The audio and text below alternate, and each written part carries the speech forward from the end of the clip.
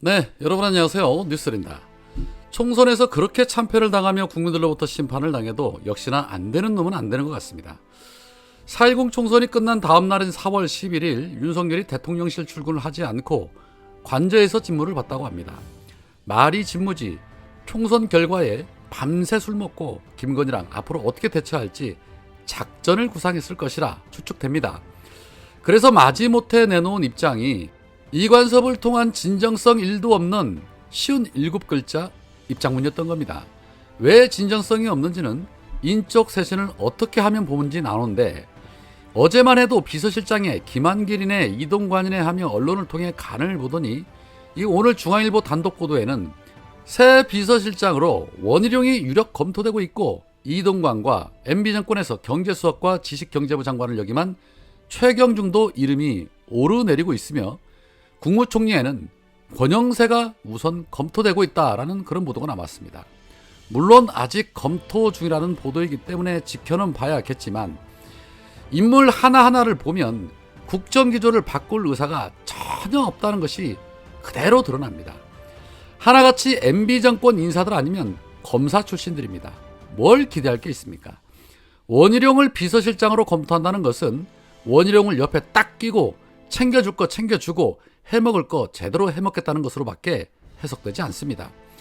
양평고속도로 게이트 문제가 22대 국회에서도 재점화될 것이기 때문에 옆에 두고 방어를 하겠다는 것이죠.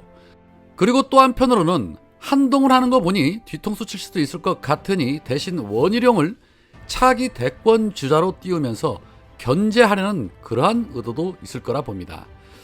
윤석열이 다음 주 초에 총선 패배에 대한 입장을 포함해서 국정 쇄신 방향을 직접 밝힐 예정이라고 하니 지켜는 봐야겠지만 보나마나 뻔한 스토리의 인사도 뻔한 인사가 될 거라 봅니다. 결국 결론은 하나입니다. 빨리 끌어내려야 합니다. 이번에 당선된 국힘당의 김재섭이나 안철수, 김용태 같은 인사들이 최상병 특검과 김건희 특검법에 대해서 찬성의 입장을 내비치고 있는 것도 윤석열 입장에서는 부담일 수밖에 없는데, 캐비넷을 열어도 문제가 없는 후보자들 같으면 찬성을 할 것이고 캐비넷 열면 문제가 많은 후보자들은 아닥하고 있겠죠.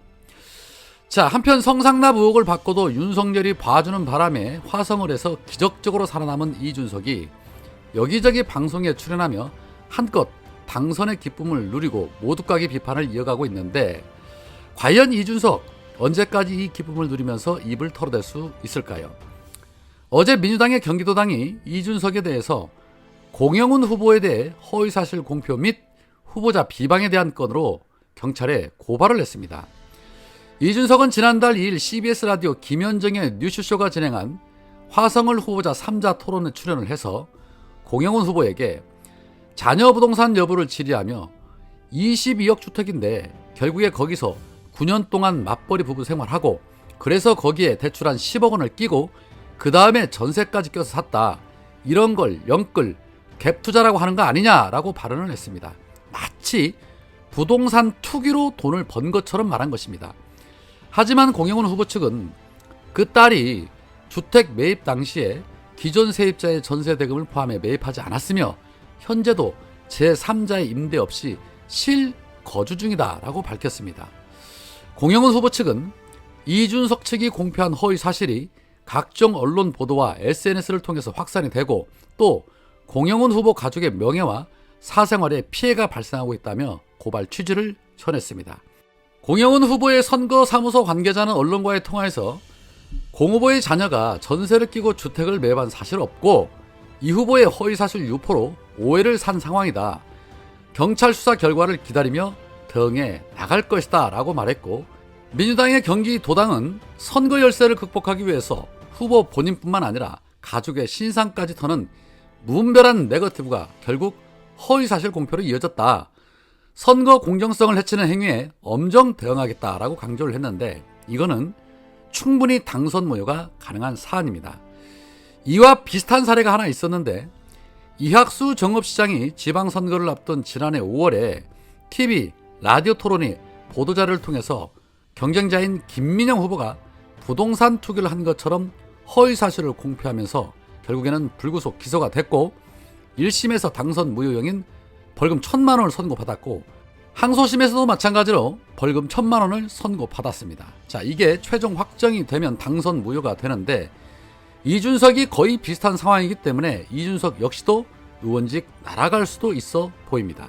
비방과 갈라치기의 달인, 입만 열면 갈라치기로 연명하는 이준석 같은 애들 더 크기 전에 싹을 잘라야 대한민국 정치가 건강해질 텐데 말입니다. 자, 한편 홍준표가 총선 전부터 지금까지 계속해서 한동훈을 저격하고 있는데 어제는 페이스북을 통해 문재인 믿고 그 사냥개가 되어 우리를 그렇게 모질게 짓밟던 사람 데리고 왔는데 배알도 없이 그 밑에서 박수 치는 게 그렇게도 좋더냐.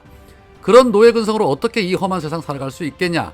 자립, 자각할 생각은 털끝 많지도 않고 새털같이 가벼운 세론 따라 셀럽이 된 대한민국 특권층 1% 밑에서 찬양하며 사는 게 그렇게도 좋더냐.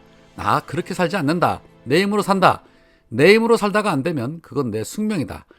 호랑이는 굶주려도 풀은 먹지 않고 선비는 아무리 추워도 곁불은 쬐지 않는다라며 국힘당 인사들을 비판함과 동시에 지 잘났다고 떠들어대더니 오늘은 108석 주었다는 건 국민들이 명줄만 붙여놓은 것이다.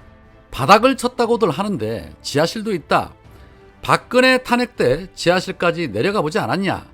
책임질 사람들 나갔으니 이제는 니 탓 내 탓 하지 말자. 다 우리 탓이다. 더 이상 그때 상황 재현하지 말자. 다시 일어서자. 불난 집에 콩이나 줍는 짓 하지 말고 하나 되어 다시 일어서자. 자립자강의 길로 가자. 내일은 내일의 대항이 다시 뜬다 라고 정신승리하고 있었습니다. 실컷 한동훈 탓하더니 이제는 남 탓하면 뭐하냐. 잘해보자 라며 응원의 길을 불어넣고 있지요. 문재인의 사냥개는 아마도 한동훈을 지칭하는 것으로 보여집니다. 홍준표는 한동훈과 대통령실, 내각 인사들 다 사퇴하고 나갔으니 자, 이 정도면 됐다. 내부 총질 그만하고 당정 간의 관계 정리하고 국힘당 스스로 일어서서 차기 대선 준비하자라는 그런 소리인데 이런 인식을 갖고 있으니까 안 된다는 겁니다.